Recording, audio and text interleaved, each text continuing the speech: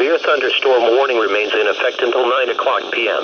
for western Rock and northeastern Greene counties. At 8:40 p.m., a severe thunderstorm was located near Albany or near Evansville, moving east at 25 miles per hour. An additional severe thunderstorm was located near Brodhead and was also moving east at 20. A severe thunderstorm warning remains in effect until 9 o'clock p.m. for western Rock and northeastern Greene counties.